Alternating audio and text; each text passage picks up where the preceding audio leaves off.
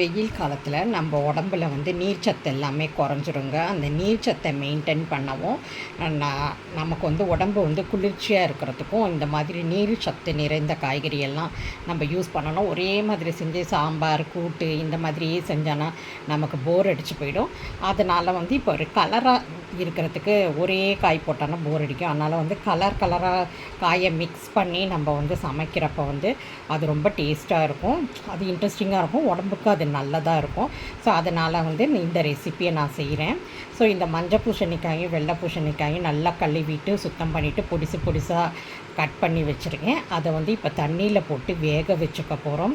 அதுக்கப்புறமா தாளிச்சிட்டு தயிர் ஊற்றி பண்ண போகிறோம். ஆமாங்க, தயிர் பச்சடி தான் நம்ம பண்ண போகிறோம்.